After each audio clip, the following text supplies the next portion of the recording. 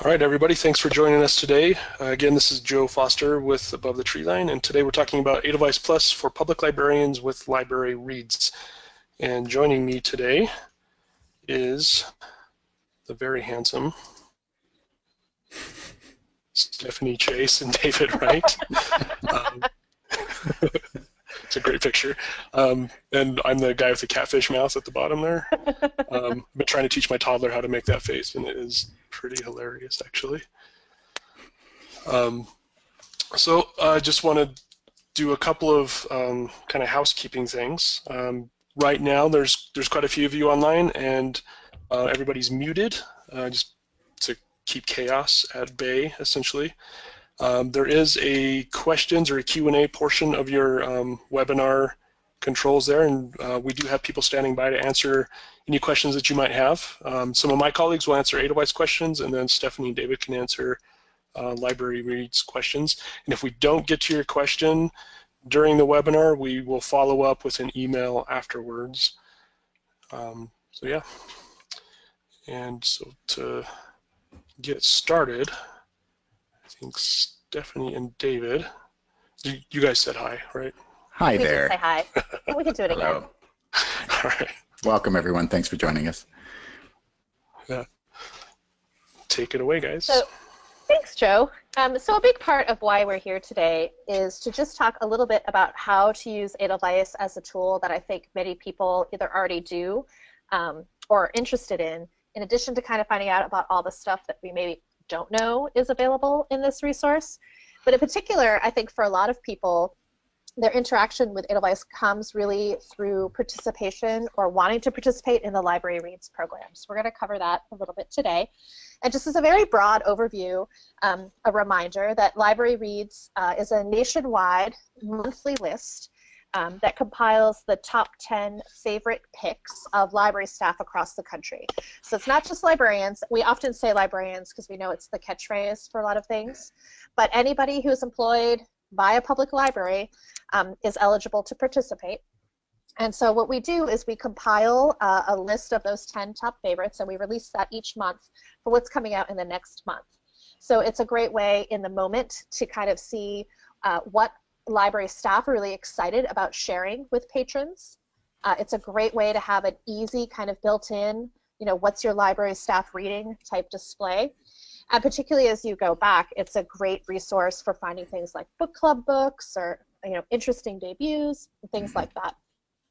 So when you look at the list for LibraryReads, for example, when you look at the August list, which was released in toward the beginning of this month, there are all 10 books that are due to be published in August. And so in part, we released the list so that library staff have 4 to 6 weeks to kind of read or access those books. So we're going to talk a little bit about that today before they get published so that you can talk with your patrons about them. And then the votes are due often about kind of 6 weeks before the list comes out. So votes are usually due the 20th of the month. So for the August list, those votes were due on June 20th. So that's just a little fact. And again, what I would encourage everybody when you leave the webinar, if you haven't been participating, we hope you'll have the keys to do that. And if you have been, to really think about how you could use this as a tool for really marketing and reader's advisory. Yep, absolutely. I'm going to talk a little bit about why you might want to do that, because I know, and am I interrupting you, Steph? Do you have more to say about how it works? Okay, cool. We'll get to that as we get through Edelweiss and some of that. But I want to, for those of you who maybe have heard about this, who are sort of on the fence about it or wondering, yeah, I don't know, maybe you tried it out before or you've considered doing it and you're wondering why you might want to participate in LibraryReads, or for that matter, why you want to read advanced copies at all. Maybe that's new to you or not something that you have experience with. And I want to say I totally get that. I know that there are librarians and there are library workers out there who are very plugged in and savvy and up to date, and they seem to know everything. They're friends with authors on Twitter and they're up on all the new releases.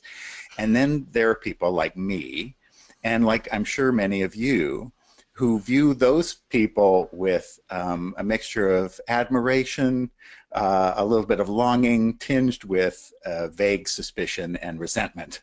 Because I am a very disorganized librarian, and I always feel like I'm behind the curve. I also want to say that I know that for those of us who work in libraries, it isn't all about the next big thing, the big blockbuster book that's coming out right now. I totally get that. Nobody more than me loves the backlist. I'm kind of a fetishist about backlist books and the midlist as well. And that is indeed where libraries thrive. It's where we shine. In some ways, the hottest new releases, the bestsellers of today are kind of our downfall. Everybody already knows about them, and we don't have them. But tomorrow's bestsellers, or for that matter, tomorrow's midlist or sleepers, are a really different creature. And I think when you get in the habit of reading ahead, you find a way to not be following taste, not necessarily be following hype, and in some cases making taste. Library Reads basically was intended to be a tool to help you make taste. So I want to tell you that I think advanced reading and using Library Reads are especially helpful if you are like me, if you're terminally sort of not with it, behind the curve. Basically, what it boils down to is being a little more strategic about the reading that you already do and about the way you share books in order to reap rewards from the same amount of reading. So this is not about reading more, although it may be about skimming more, doing some skimming.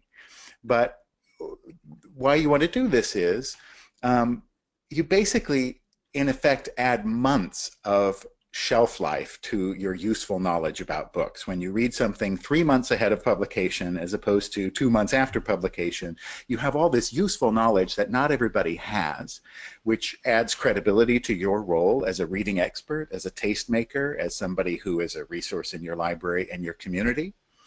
And it's not just about the buzz or the hype on kind of the hot new books. You are in the position to take chances on books, to find the next big sleeper, or to contribute to a breakout hit. I would love to see more of this on Library Reads, us finding out-of-the-way gems to share with our patrons in small ways and large. You can use this as an opportunity to explore books outside of your habitual genres, either by reading or by skimming them. I know many of you are familiar with, there's a popular exercise out there, and we didn't include it. You can Google it, about how to read a book in 5 minutes. Go find that. Personally, as an aside, I love digital reading for this. I know some people have different feelings about paper and digital and which they prefer for what. But I will say, when you're kind of going through advanced copies very quickly to kind of get a sense of them, for some reason, digital, I think, just works really, really well for that. I feel less weird about flipping through a book very quickly to kind of get an overall sense of it. Also, it's kind of obvious, but these are free books that you can get well ahead of everybody else. It is, and so Library Reads then, using this advanced reading to create blurbs and vote in Library Reads as a way to incentivize that, a way to sort of make yourself accountable. Writing blurbs, which we'll talk about a little bit later, can help you formulate the words. That's another thing that I don't do very well automatically, as you probably can tell. Formulate the words and come up with whatever that hook is that you're going to use to share the book with others. It's great to use as a training tool, a tool for staff sharing.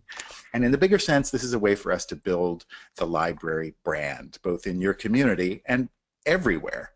We want to promote librarians and library workers as the mavens, as the tastemakers that you truly are, and to raise our own prominence in the literary ecosystem. And so here it is. This is this thing that we can do that with, whatever we want to do with it. So for all those reasons, I think that reading ahead in general and sharing what you read on Library Reads is a huge benefit. That's my sermon. All right. Thank you, guys. That was great. So I'm actually going to now tell you a little bit more about what is Edelweiss, because we actually get this question a fair amount, because honestly, Edelweiss is a really unique ecosystem in that, well, that we don't really necessarily have competition for what we do for our core product, because publishers aren't going to pay two companies to do the same thing, basically, is what it comes down to. But essentially, publishers post their catalogs on Edelweiss. And that's generally going to be their seasonal catalogs, lots of backlist stuff in there as well, but it's definitely kind of geared towards looking forward, because that's how publishing works, frankly.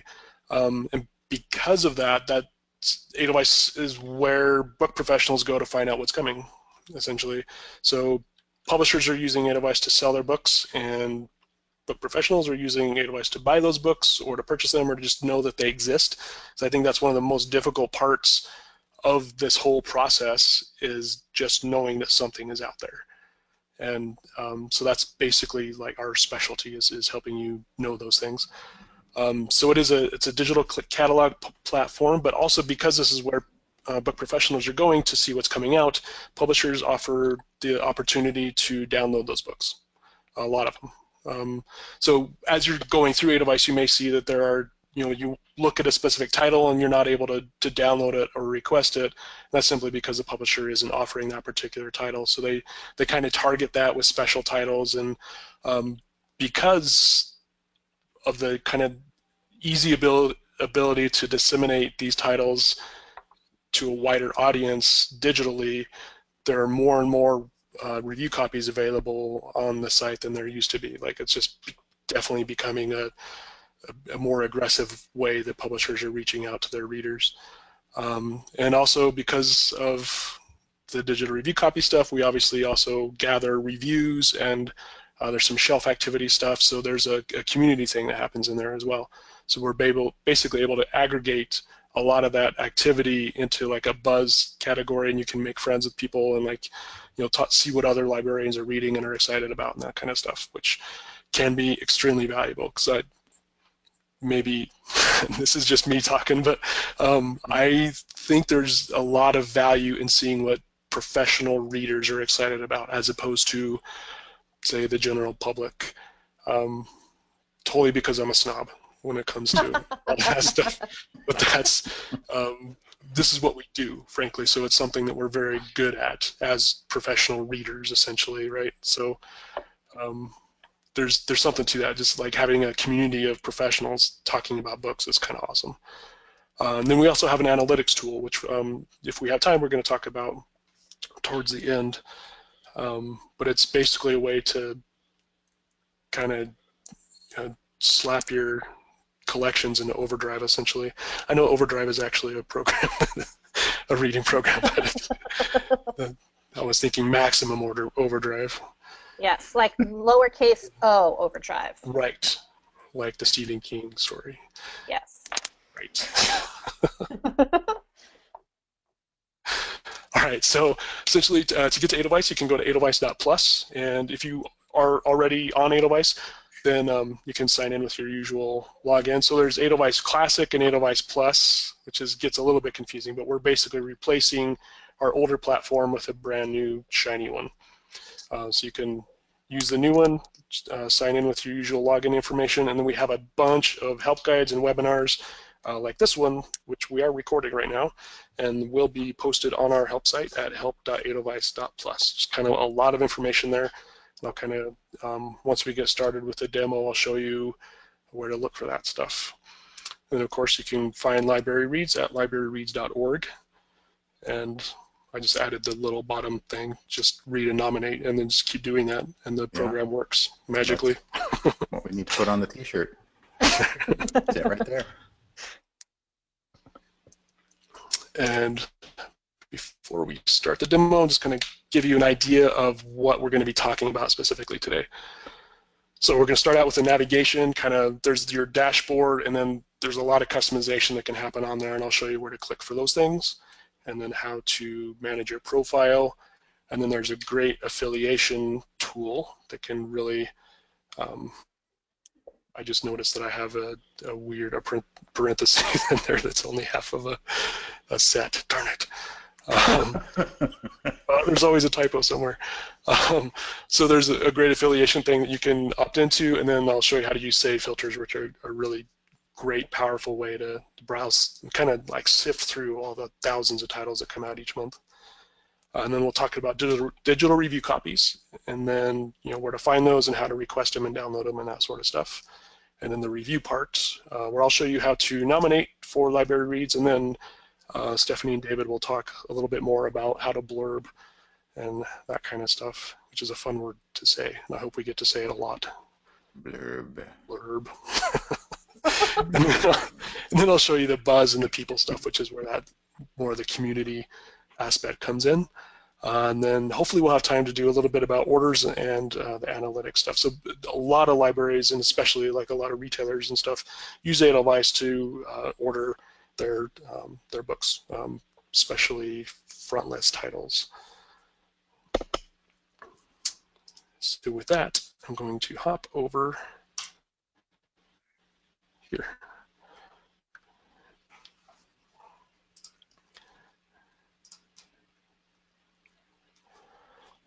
All right. So essentially this is Edelweiss, and if you're used to the old Edelweiss, then this is clearly, as soon as you log in, you see it's a more modern sort of system. Publishing is very image heavy, and so we made the site itself image heavy. Publishers spend a lot of money making these very attractive cover images, so it's kind of silly to not use those. So that's how those work. So we basically have a lot of different tools that you can use throughout the site, between the review copies and the buzz and reviews and yada yada on down the line. So each of these tools here has a corresponding dashboard lane here on the dashboard. Each of these is customizable. So you have review copies here. These are all the review copies that have been made available in the last month, for example. We can click in here and get an idea of any approvals that I've gathered. If you make a request, publishers are the ones who decide whether to approve or decline that request. I can see what I've downloaded, which on this account is nothing, but I can see stuff that I can download right away, stuff that I can request, and then you can change how far back you look using that little calendar icon here.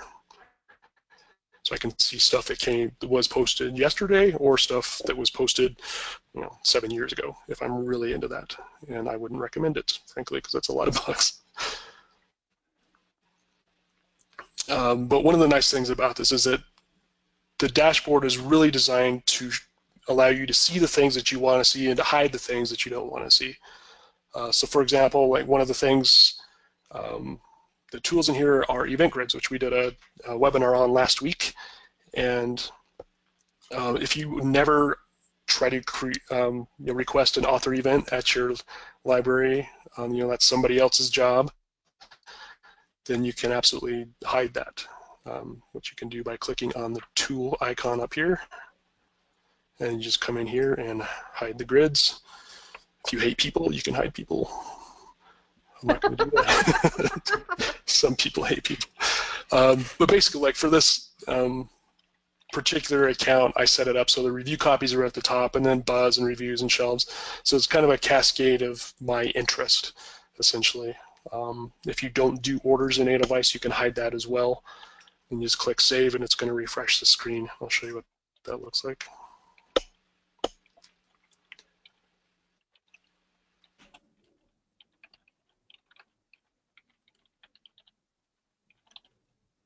All right, so I've removed those, but you can see them. They're shown at the hidden down here. So you can still get into event grids. They're just not going to show up on your dashboard. So kind of a nice thing there.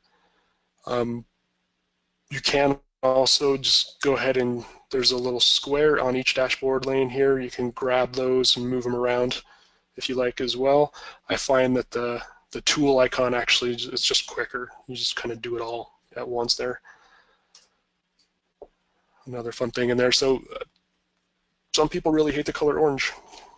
It's kind of an amusing thing. People are like morally offended by the color orange. So if that's you, you can make it blue instead, or you can change it to blue or gray here.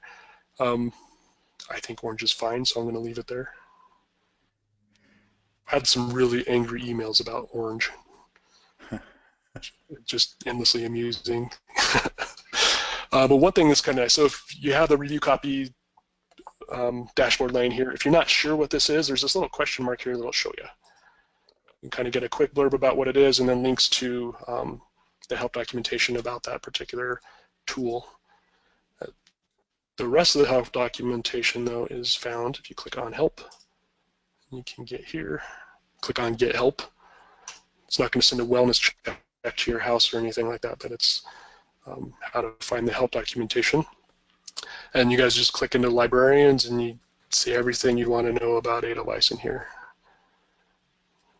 especially about the digital review copies, how to write reviews using the shelves, that kind of stuff. So I have to be a little inelegant to get back to that page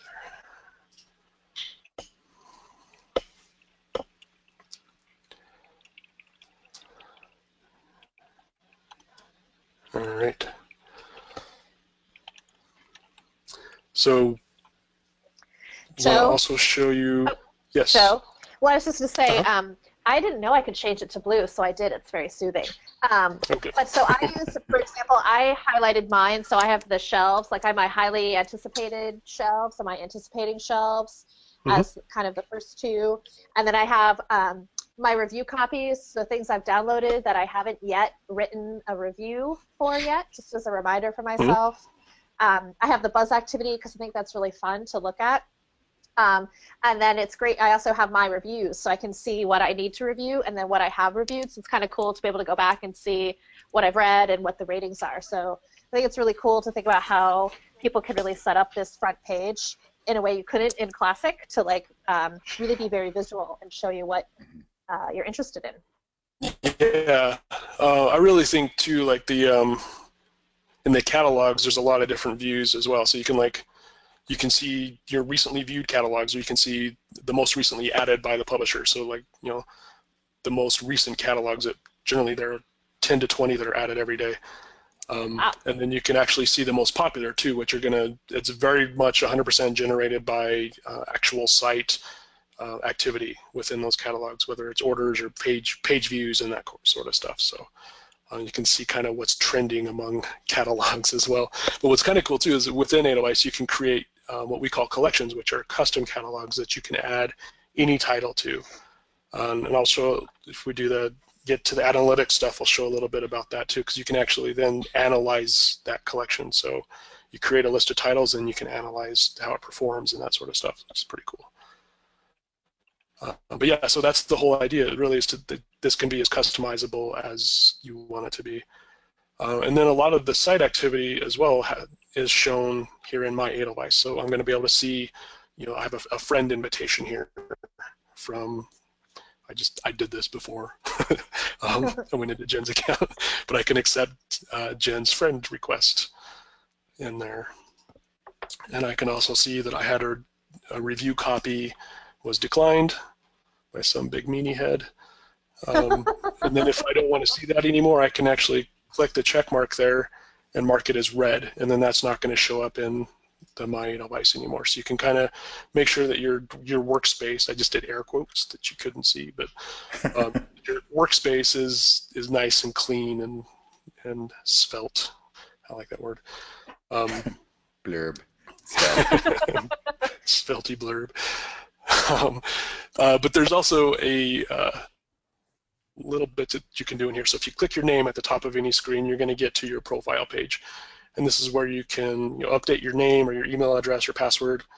And you can also see, like for this particular account that I'm in, they're part of the Edelweiss Analytics Demo Library organization. So what's kind of unique in here as well is that your coworkers can all be connected to each other within Edelweiss. So you can see what your coworkers have been reading and reviewing and kind of communicate that way and like use tags together to help select titles and that sort of stuff. It's really powerful, and it's a great way to kind of work as a team with upcoming titles and that sort of stuff. Especially, I think it's especially useful for like the collection development folks. Just like, hey, everybody's talking about this book, we should probably order it.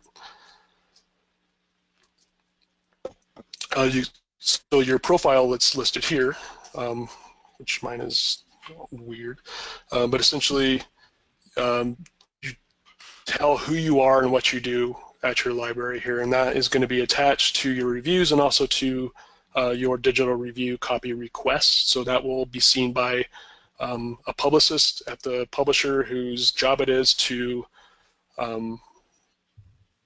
basically say yes or no to your request. So to make their job easier, say what you do and where you do it and who sees that you do it, essentially, so who your audience is, I guess. Does that make sense? Yeah, a lot of people, when they're kind of new to this world, have a lot of anxiety about, well, I'm not really anybody. Nobody, wants to let me see their books and that kind of thing, which is wrong. But if it helps, the ability to say, well, among other things, I do, regularly vote for books and review books on Library Reads is very meaningful. People really want to make sure that their books are in your hands if that's what you're going to do with them. So totally. So actually, I know some librarians who are also bloggers, and so they actually feel like the blogger side of what they do is actually more interesting to the publishers than the librarian side. And I've talked to publicists, and they're like, no, not even remotely close. They really, really like giving books to librarians because of what you guys do and how much outreach you can have about a book. It's very valuable for the publishers. So embrace that. Exploit it, get free books because of it. Feel the power, use the power. That's right. I think that profile, having a really good description here in the profile is key when you start. And I think, like David said, it could be as simple as saying, I'm a reader's advisory librarian, or I'm a library staff person who works with the public, even like most of my day or X number of hours a day. I enjoy sharing, new books and quirky finds with readers. I regularly submit votes for Library Reads, or I'd like to start submitting votes for Library Reads. I think the more that people, just having something in there is important. Yeah. And I think having it be reflective of how much the role that you do play, whether it's in selection or ordering or merchandising or reader's advisory or public service or doing displays or running the book groups for your community or any of that stuff, I think it's really good to have that in there. And then again, I think whether you say you participate in Library Reads or you're really interested in doing it, so much I think of what publishers are looking for is just that people are going to use this tool, use the tool of the advanced reader copy that they're sharing. Yeah, and they, for the most part, like they like that people are reading their books, and they like getting that pre-publication feedback, because that's actually really hard to get. But the idea that is actually going to pay dividends later for them, like you just keep in mind that the publishers they really want to sell some books. Like that's their thing. So if you keep that sort of thing in mind, it makes it a little bit easier, I think. So I'm going to show one more tool before we jump into the digital review copies, and that's the saved filters, which I very much enjoy. So basically, saved filters are a way for you to create either very simple or very complex filters based on your own interests.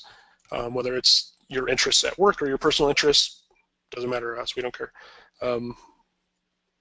But so for example, as this is loading, I found one that says 0.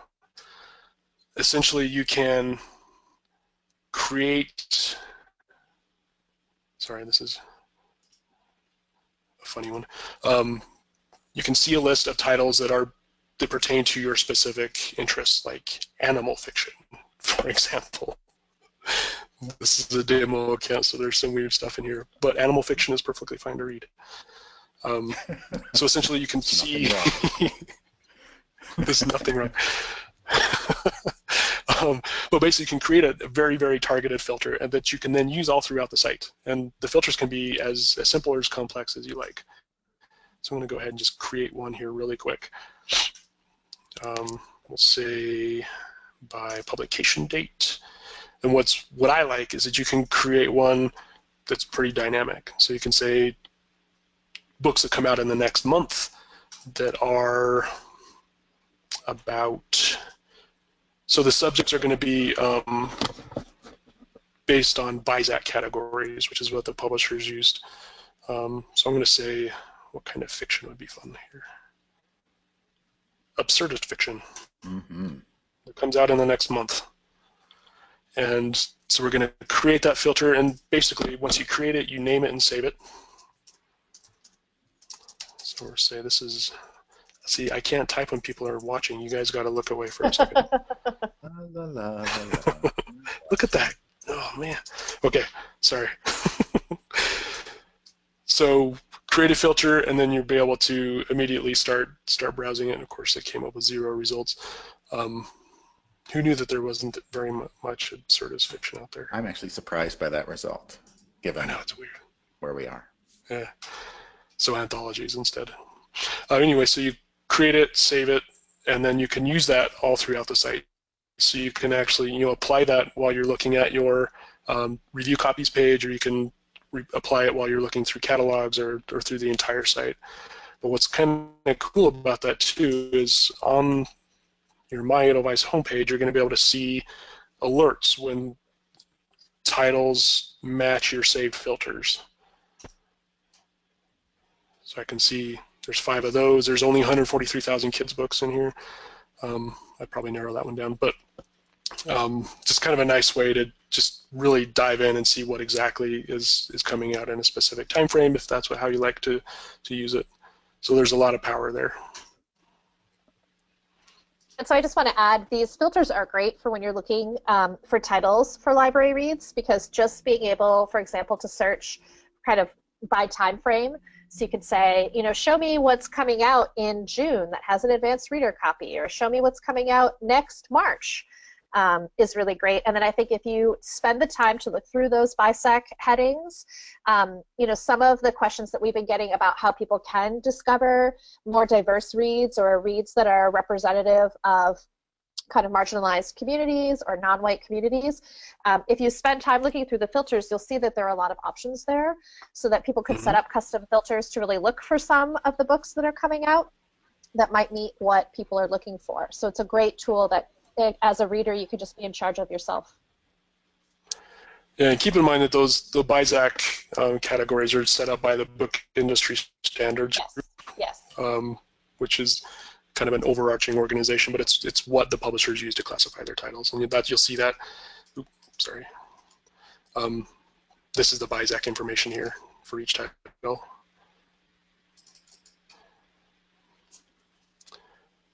But yeah, so there's a lot of power in there, and again, you save these, so you don't have to create it every time. You just come in and choose the one that you like, and browse that way. Of course, you don't have to do that.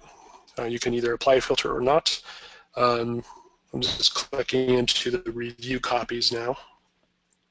So review copies are essentially, in here, are kind of divided up between all available, which means you can either download or request, or you can just see just the stuff you can download right now, which is actually kind of fun to look through. There's no waiting. Or you can just see those titles that are available for request. So it kind of depends on how you like to roll there, really. But within this, you're going to see some dynamic filters here as well. So the filters on the left-hand side are going to be very much dependent on what's present in the list of titles. So for example, there's a design one here. If there were no design titles in this list, then you wouldn't see that design filter as an available option. So you're not going to see a bunch of empty filters, essentially. But if you want to see only those social science books, those will pop up nice and quick there. So whenever a list of titles or an entire catalog or something is loaded on the new site here, it loads the entire list. So the filtering and sorting and all that kind of stuff happens really quickly. And there's actually a couple different views here as well. I really like the full view, which is what we're looking at here. It just gives all the information and that sort of thing. But the 2-column view is really nice if you're looking through a big long list of titles. You can really scroll through those titles pretty quickly. You get an idea of what you're seeing, because let's be honest, you're not going to read all of these books. You're looking for those ones that look interesting. And if you do find one that looks interesting, Mr. John Hodgman, I'm going to add that to my shelf because I want to read that. So I just said, I'm highly anticipating this title. And so I basically just set it aside. It's a book that I want to look at later on. So as I'm scrolling through, it's just something that catches my eye. I'm going to just take a look at it, say this one, I'm going to anticipate that one. And then those are all kept, let me jump to the top of the screen here. Those are all kept on your shelves page here. So it's just a nice way to kind of on the fly set a book aside to show your interest for it. I'm going to pop over here into the to request so we can do a quick request of a title here.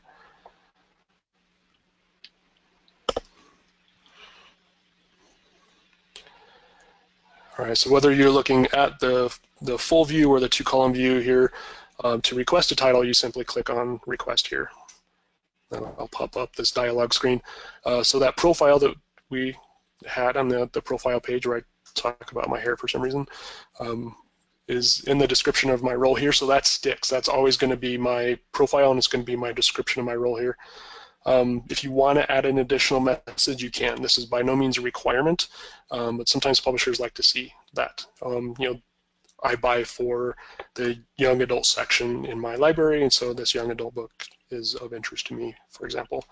Or I went to high school with this author, something like that. And then to request it, you simply click submit. So a publicist is going to see that profile of mine and wonder what is going on.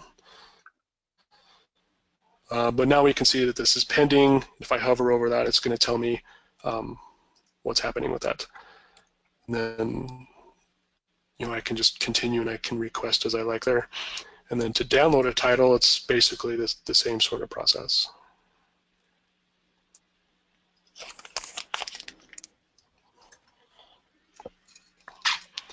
So to download, just click on the download, and you can choose to download it to a standard device or a Kindle device. Everything besides Kindle is considered standard. Kindles are Mobi files. If you go to, let's click continue here. If you go to the help documents, you'll see how to download to each specific sort of reading device. The pleasures of reading digitally is that each device kind of has its own setup and that sort of thing. So just follow those directions and then you'll be in business. And then once you do that initial setup process, this part's really quick and easy.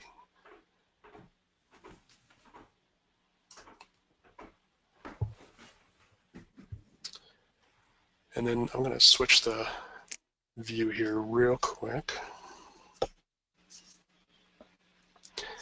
So that's essentially kind of the nitty-gritty of how to handle the digital review copies, but now we're going to jump right into the writing of reviews. And to write a review of a title, you click on Review. So in this screen, yeah, please go ahead.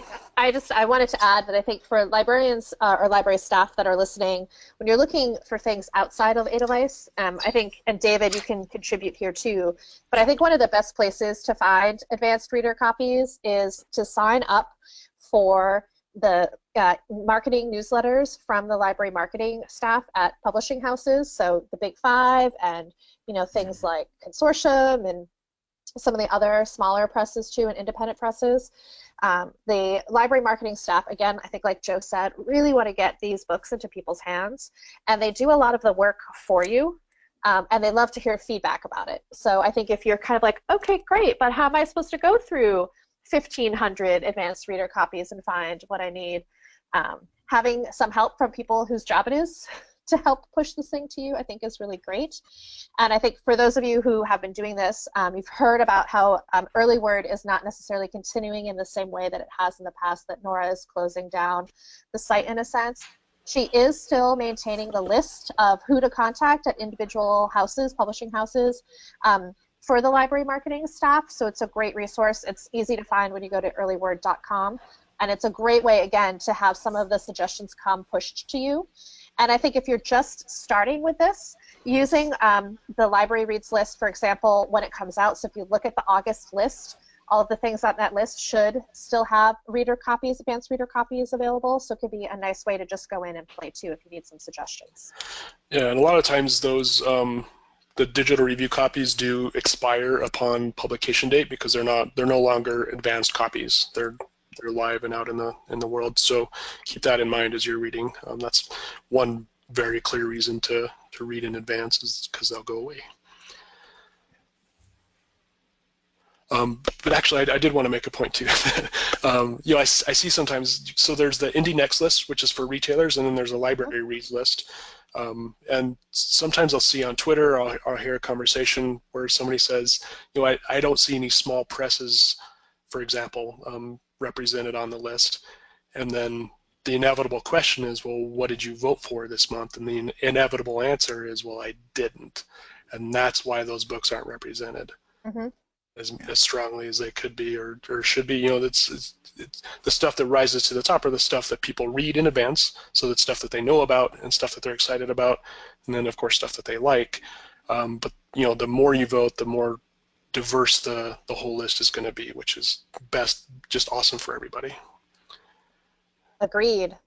And then I think just one more thing just before you go to the review, because people will also perhaps be coming to this point having read a paper copy, so a paper advanced reader. So a lot of us, some of us get those from our, you know, from our vendors. Like I think Ingram sends boxes sometimes to people. Some of us get them directly from publishers who are on mailing lists. And again, I think if that's something that you're interested in, approaching the library marketing staff at a publishing house and being very smart and very clear about what you're asking for. You know, like I really love to read this type of book, or I'm often looking for books for my book club or whatever. Again, the staff at the publishers want to get these into people's hands. If you go to conferences, if you go to something like, if you go to the trade shows for the booksellers organization in your area, people have print copies. And for this piece, and I would say probably whether you're participating in library reads or not, it doesn't matter to the publisher if you've read it in paper or you've read it digitally. Right. The feedback that Joe is going to go into right now is feedback they want to hear. So for me, I do a lot of my advanced reading on digital, but I do also do a lot in paper, and I put all of the content here. So I put the rating in, I put the review in, all the things that Joe is going to show us, whether I read it digitally or whether I read it in print. Yeah, honestly, we don't care how you read it, so don't feel bad if it's paper. We love paper books too. So. So basically, when you come in, you're going to see an average rating for this particular title. That's the jumping off point. But if you love it, you can give it a 9 or a 10, all the way up if you like. And if you really, really want, this is as far as you really need to go in order to leave a review. But if you want to also submit your review to LibraryReads, you click there. It's nice to send it to the publisher too. They actually get an email that way. But you can click save here, and that's essentially a vote. Like, some people don't necessarily like to write reviews. They get all antsy about it. So just so you know, that does count, but it's nice to write a review as well, so people know why you liked it, which we're going to get into in just a minute. But if you want to rate the writing quality as well, you can do that. If there were no images, then I wouldn't obviously rate that. But this is actually nice for kids' books, or a cookbook, or a design book or something like that. You can say what you thought of the images. So you can rate all that as deeply as you want. There are the themes down here, which right now don't show up in Edelweiss. We're actually hoping, because it's a brand new sort of thing that we're introducing, but eventually, once there's enough to show, then those will show throughout the site, and you'll be able to filter by common themes and that sort of stuff. So if you add stuff like that, it'll pay dividends later on. And a rather odd chicken and egg sort of thing. But to write a review, very simple. You just click in the box and start typing. And we'll talk a little bit more about what to type here in just a second. But if you click save, then your review is submitted. And you can see I gave this a 10, so that's going to show up like so. It automatically, if it's an 8 or higher, it's going to automatically give it a much love rating, which is kind of a leftover thing from Edelweiss Classic, but people really, really liked it because you could kind of give a very quick drive-by review of a title. It just automatically assigns a much love a 9. But keep in mind, if you click the much love, you do still need to go in and submit this to LibraryReads. But what's kind of nice is that Much Love is actually compiled, and you can see it here. So you can kind of, you'll start to recognize people throughout the site, you know, people who have this similar taste to you and that sort of thing, which is kind of cool. It's kind of nice. Joe, can you talk a little bit about what... Joe, just a quick question. Can you talk a little bit about what happens when people click the publisher box? Yeah, that goes directly to the publisher. And so basically a publicist there they get an email, and there's also a interface on their side where they can basically see all the reviews, and they have some stuff that they can do there on their end, one of which is the ability to feature a review, which I don't actually see any here. But they would show up on the same line here. So they can choose to feature a review, and then it makes that review visible to everybody. So it's basically like, this person said an awesome thing about this book, you guys should check it out, kind of thing. But it's essentially just a way to just make sure that the publishers see your feedback. So you don't have to do that. You can keep it, you know, private to you and your friends here on Edelweiss too, but it's kind of nice to send it directly to the publisher. Thanks, Joe. That makes sense? Yep. So now we're going to talk about blurbs and how to do them. Yep. And I'm going to turn it over to you guys. For a little while, yeah. So, so blurb, we've decided we like the word blurb. And I think actually one of the things that gives people issues about writing these sometimes, if people are reluctant, is that word review, actually, because you think about, oh, well, it's a review. It's like Ron Charles or, you know, Michiko Kakutani or somebody like that. It's got to be fancy and you know, special, and I need to work a lot on it. And that's not what we're talking about here. There are it's easy to think about them that way. The other thing where librarians often go wrong is thinking about them in the other direction, which is the annotation. Annotations are very difficult to write. They have to be, you know, very, very short, and you have to whittle them down and work real hard. You may have studied it in library school, but these aren't annotations either. There's something between a review and an annotation that's much more fun to write than either of those other things is.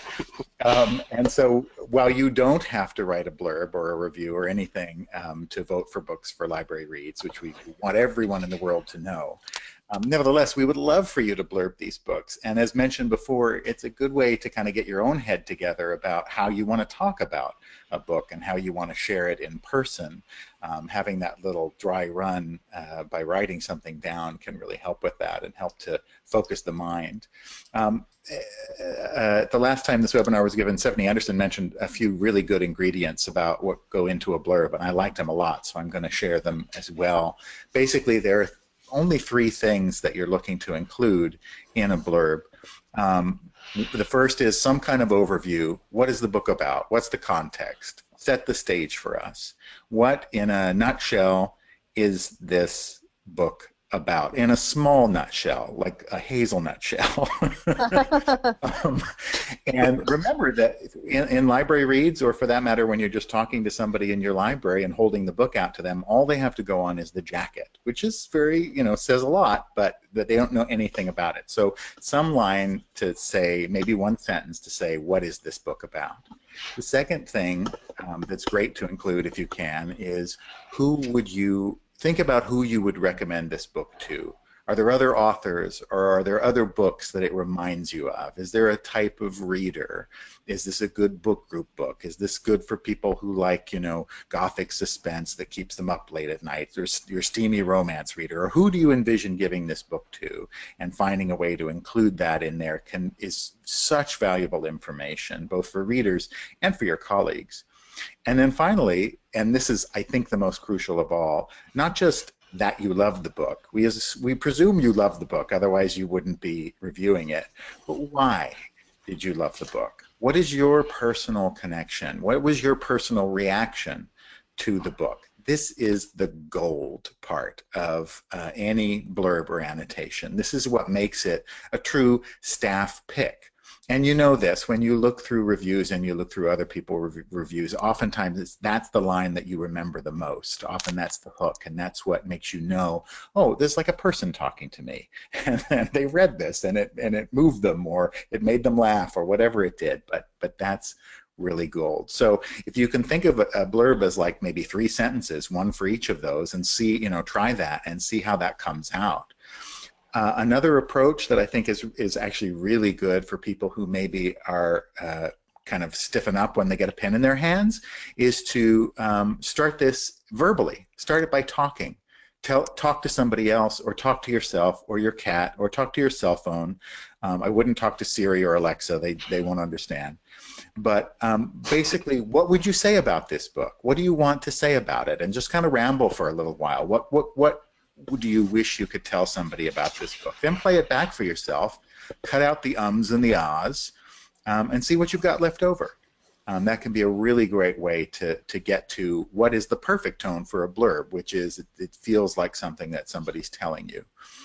Similarly, when you're writing up one of these, it's really valuable to read it aloud to yourself. That's the best editing trick I can think of, is to read it aloud. If it's not flowing or if it's not making sense, that's how you'll know, is to read it aloud to yourself. And some people find it's easier just to begin by listing words, just by throwing out what are the words that book reminded you of, appeal terms, the kinds of terms that you find in the novelist database. That can work too. Throw out a whole bunch of them and then see if they string together into a sentence. Looking at we've been flashing up some of the blurbs, some of the ones that I liked from the recent months in the site, and I hope that some of them provide examples for you. I think looking at examples that you want to emulate, or for that matter, looking at examples that you don't think are very good. I mean, you will go into LibraryReads and you'll read some blurbs and you're kind of like, oh, I could do better than that. And it's like, yeah, please do. That's exactly it. So, if you see things that aren't informative to you, well, why aren't they informative? What is it that's missing? And that's I think, the best way to learn. Remember that writing up these staff picks, this is a great way. There's no sort of exclusive agreement that says you can't use these in your own library. And this is a really good way to generate in-house content for your blog, for your catalog, for your newsletters or your book lists or whatever it is that you're doing. Encouraging your staff to do this, having working sessions where they do it, and having a regular way of sharing it in your system is a great way to promote reading culture and to make everybody feel like they're sharing something that not everybody knows about. So that's my thoughts. What do you think? Do you have anything to add, either of you, Steph? Well, I think, David, the pointing out kind of the difference between an annotation and a summary and a review and a comment, I think is really important. Like, this is, I think, when we're talking about sharing books with other people other readers who love to read, I think remembering that it can be casual and it can be enthusiastic is really exciting. I remember there was one toward the beginning of the slides that you picked about, I think it was Hello Sunshine, where it's just great. You can tell that the person just really enjoyed reading this book, and other readers love that kind of enthusiasm too. And then I often remember a couple of hints that I think Nancy Pearl had given me when we were talking about this, and remembering that, like, you get, and I think, like Stephanie said, like, you have the smallest nutshell to talk about what the book is about, because the goal is to get people to read it. And I think that's what's important to remember. Like, you are not writing a summary. It is not, you're not trying to put in there so people don't have to read the book. And that Nancy often says, like, just like you said, like, to start and like really get everything out and then cut it back to one sentence. Maybe have one general sentence and one that gives a little bit more information, but really limiting yourself to talking about what happens in the book. Yeah. And then I think, too, the idea of using, whether it's like appeal factors or like Nancy Pearl's doorways, as a way to try to start to talk about what you did like in a book, because sometimes that's really hard to think about, well, why did you love it? And, to be really deliberate in thinking, like, oh, is it the characters? Is it the setting? Is it the story? Is it the language? What is it about the book that really appealed to you, so that you can share that in your review or comment or blurb, whatever you want to call it. Like you said, I think that's the part that's really golden, that other readers are really interested in hearing about. Yeah, and I think you find it changes a little bit from book to book, too. Sometimes the books tell you how they want to be talked about. Like Hello Sunshine tell this book just has a real, it just reaches out and grabs your heart. And that's the kind of review this is. If you go back to the one before this, it's an interesting one because I think it's sort of the exception that proves the rule. On these, I don't know if I have slide. Yeah, so this one sort of actually disobeys everything we've been talking about, because really the entire blurb is kind of, here's the situation, here's what, I'm going to set this up, I'm going to tell you all this stuff that happens and how, how this book works. But for this book, that makes sense, because this is the kind of book where when you're telling someone about it, you're like, okay, let me tell you sort of the setup. It's this, end of the world scenario, and there are these Amish people, and the Amish people are good with low tech, and so they know stuff that not everybody else, and that's how you would talk to somebody about the book, because basically you want to say, this is a great idea for a book, and then you want to see how does that unfold. So sometimes it's a book that tells you.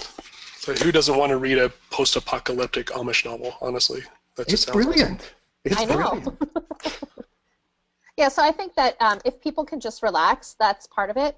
And I think when you submit to Library Reads too, if your blurb gets chosen, we work with you to help do the editing and things. So you don't have to worry necessarily about it being perfect.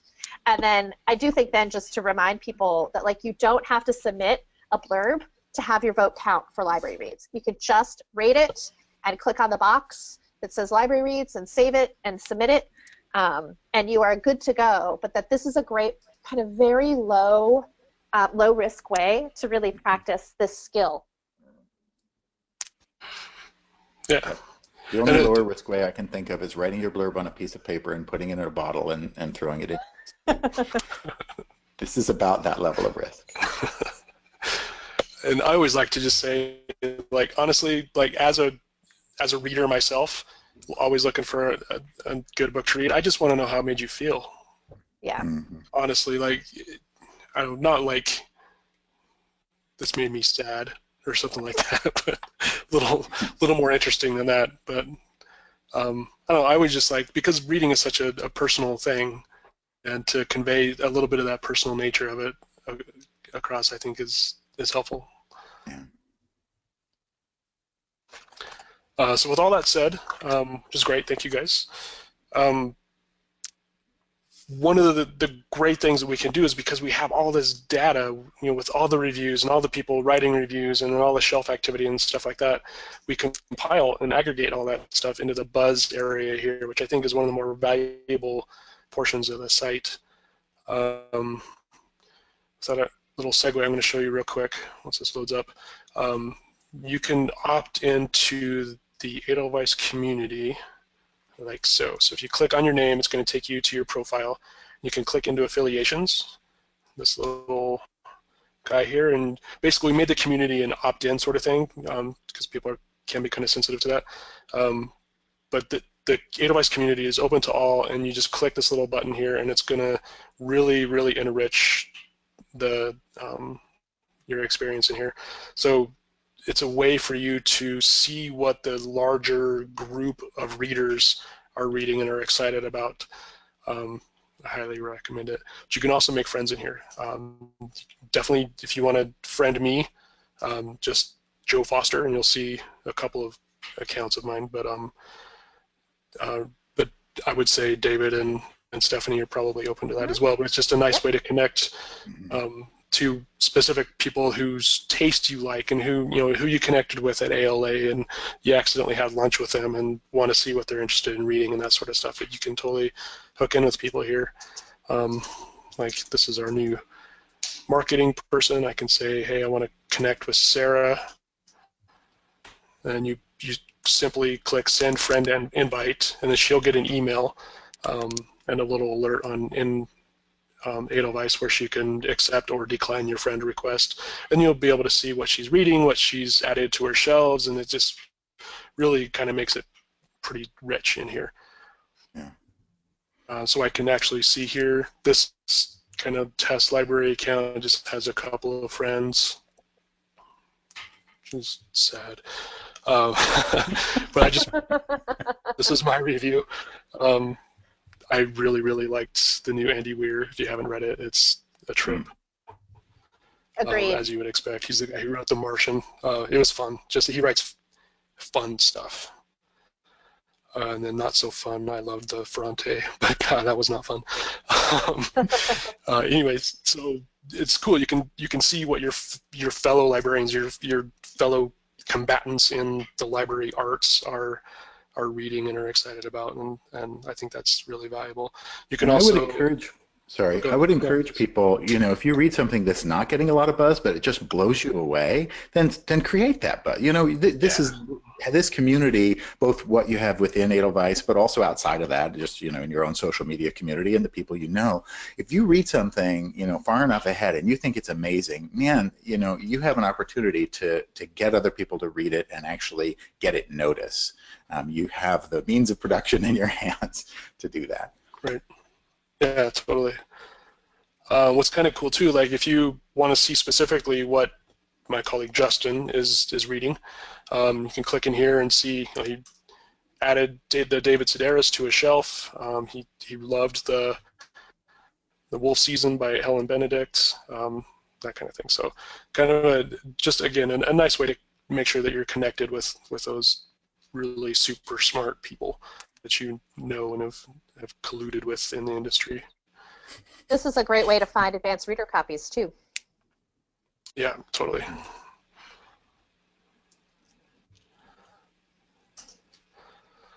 So that's a lot of the community stuff. We were going to talk about the orders and the analytics stuff if we had time, and I don't think that we do. Although I can show you really quickly how to do an order, because it's actually really easy. I'm going to find People a can catalog. go back and replay it and slow it down if they need to. That's true. But we've done a fair number of webinars about doing orders and about a lot of this other stuff and event grids and stuff like that. So you can find those on the help documents. That being said, within any title list, really, you can come in here and under selected order, which this may be minimized in your account, and you can just expand it there. You click on the plus, and and you make it go away. Just did a funny thing. There we go. Yeah, there we go. So you click on create order, and basically you create, I'm going to do air quotes again, so picture that. You create a purchase order, in quote. But basically you just name the order something that you're going to know what this is. Just call this July titles or whatever. And then you can, say I'm going to make that available everywhere, and you click save. And then you can add your desired quantities to this little box here. Now, if you have multiple locations at your library system, if you let us know, then we can add a separate order field for each location if that's how you like to do it. Otherwise, you can do it centrally here as well. But you just add quantities here. It's really that easy. And then basically rinse and repeat. As you go through and you find titles that you like that look interesting and that sort of stuff, you can add quantities there. And then your orders do live. I hit orders, didn't I? Your orders have their own page. So if you are going to be doing orders within Edelweiss, then don't hide them, like I did when we first started. And this will load in a second.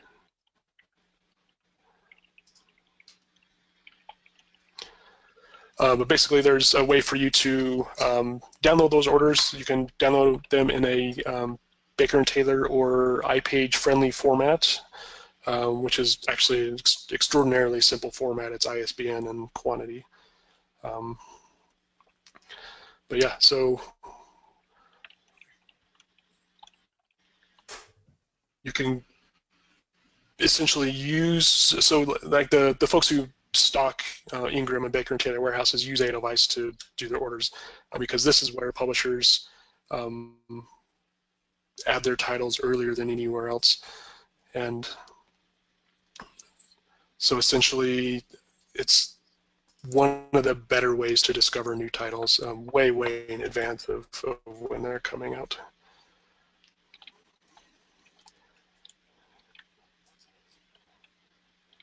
I should have planned ahead a little bit better on that. Sorry, guys. But this is where That's your orders okay. live, and you can come in and you click there, and you can export this however you like. There's a number of different formats to use. And just click the download and then do what you will with it. It's nice and easy. That's handy. Yeah.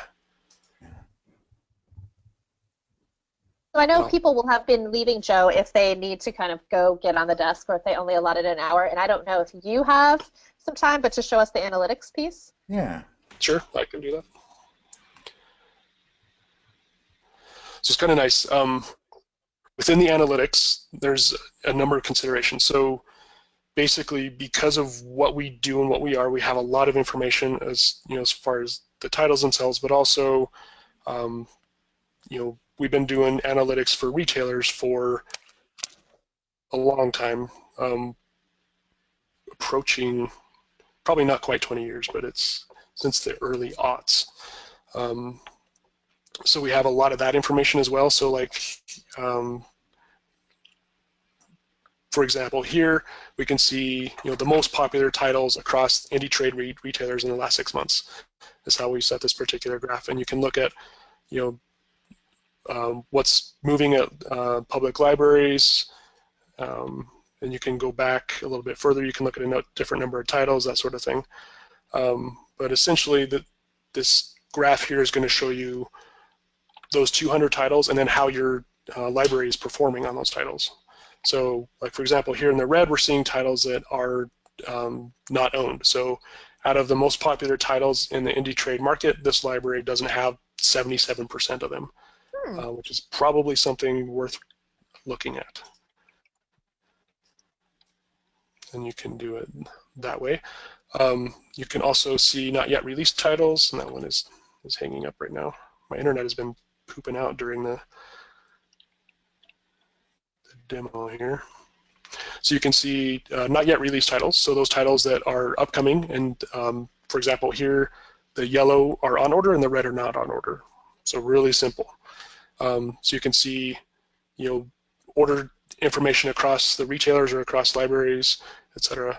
A lot of libraries don't provide all that great on-order information, but retailers do, so you can definitely count on that stuff. And then the collection analysis, and this is where it gets really powerful, where you can actually take your entire collection, or you can create a filter and just look at a tiny piece of that collection and see how it's performing, whether or not it's been checked out recently, whether it's stable, which means it has a reasonable circulation rate, or you can see whether it's stale or cool. And oftentimes those are titles that should probably either be looked at or should just go away. And again, you can portion this out according to any number of filters, including your own collection codes and whatnot.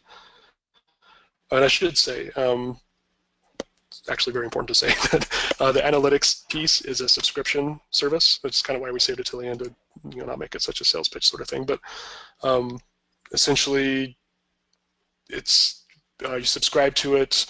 There is a payment involved, and then we get regular feeds from your ILS system, and that all feeds into these graphs that you can kind of parse and really dive in and see what's happening at each of your locations, and kind of work with floating collections and that sort of stuff. It can be really powerful. You can compare, what. Oh, go ahead. I really like the pie charts. They're really fun. Right. Well, it really makes it simple. I mean, it's because this stuff it's not that complicated. So to make it just an easy thing to look at, like for example here, the location comparison. Right now we're looking at the west. There's the west location compared to the north location. So these are actually kind of made up locations for this sample library. What's moving at the north location that the west location doesn't have, or what's stale at the north location that the west doesn't have that could maybe be moved over, and that sort of stuff. And again, with the catalog analysis, you can look at a specific catalog. If you wanted to look at the Random House Knopf Winter 2018 catalog, you could analyze that. Or a while back, I made a kids Halloween titles, just a big swath of kids' Halloween books, and I was able to analyze what was happening at a particular library using that very specialized set of titles. You know, what they have, what they don't have, what's moved, what hasn't, and that sort of stuff. I made that closer to Halloween, of course. And then you can actually, what's kind of nice because you know, libraries are public entities, you can actually compare, you know, what's happening at your library versus what's happening at, for example, the Des Moines Public Library, you know, what they have that you don't, that they're doing very well with, for example. So it's kind of a nice way to essentially crowdsource what's happening at another library, and to help find those books that kind of have risen to the top at another system. And this last guy is actually my favorite graph because I'm really into the weeding part. Getting rid of stuff that nobody wants, I think, is important. But essentially, this graph shows categories that are doing great, or portions of the collection that are doing great, and then in the red, those that might be overstocked, and then you can really dive in and see how they're overstocked and why they're overstocked, and even the sub classifications that are overstocked and that sort of stuff. So you can really dive deep into your collection. Use lots of different filters and yada yada. But you can create action plans too, which are a great way to create lists of titles that you should read or titles that you should purchase. It's kind of like a dynamic action plan system that you can share with your coworkers, and you can all work together with them and that sort of stuff. It's really fun in that kind of dorky sort of way. But we all embrace the dork, I think. That's why we're here.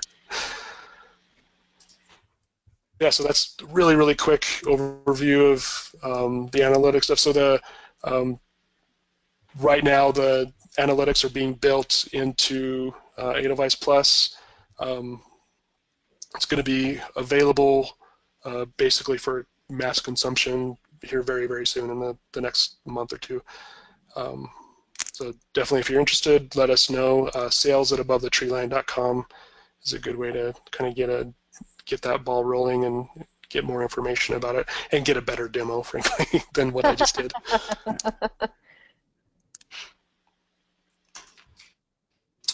But yeah, so I just want to say thank you to everybody for joining in today.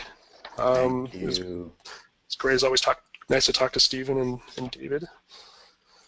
Stephen. Or Stephanie. Stephanie. Jeez. Oh. Okay, Joe. It's the end of your day. Stephen and Davida. I've just been yammering for an hour. But yeah, but again, thank you guys for joining in today. It was good. Thanks for having us. Jinx. All right. Go forth and nominate for library reads. Yes. It's abandoned.